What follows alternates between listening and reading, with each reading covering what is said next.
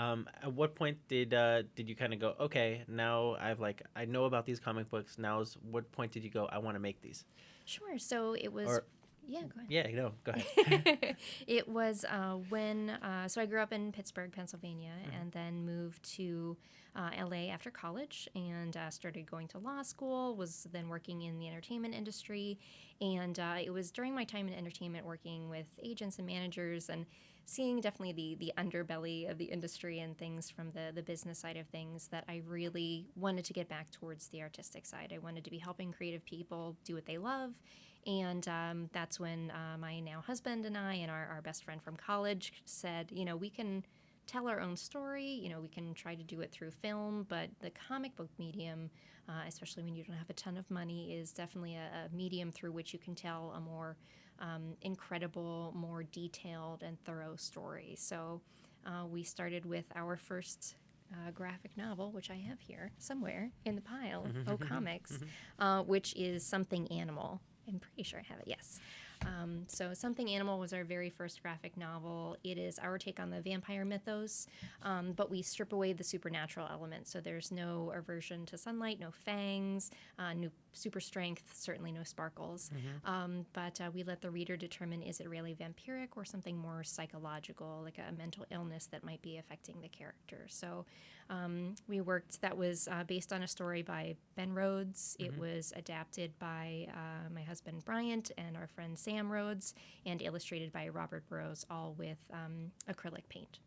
And how did that kind of come to be? Was it just like an idea that Brian had, and he kind of was like, okay, we're gonna kind of make this happen, or was it a what was like, okay, we're gonna make this into like an actual comic book? What was the process like? Sure. So we loved this short story that our friend Ben had written, and we had been in the process of adapting it. It was actually going to be part of a sort of a creature feature type film, and we started filming it.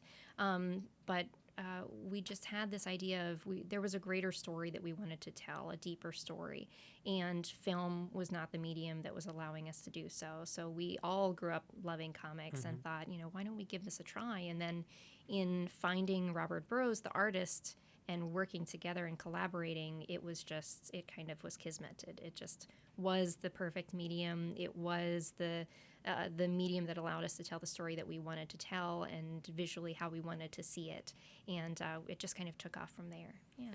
And then after that, what was the next book you guys kind of worked on?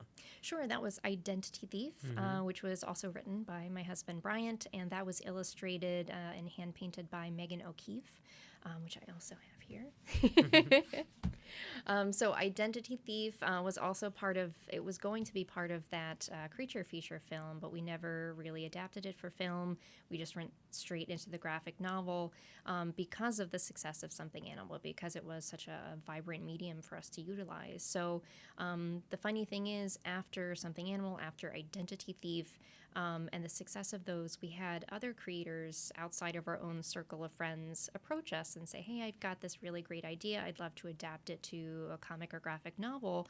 Would you be interested? And things really took off from there. And Identity Thief was actually the last in-house project that we had some creative, soul force in. Obviously, we have a creative hand in all of our books now, but yeah, it was such a wonderful thing. It was kind of the real genesis of starting our company, which was then called Fanboy Comics, and which we rebranded to Fan-Based Press in 2015.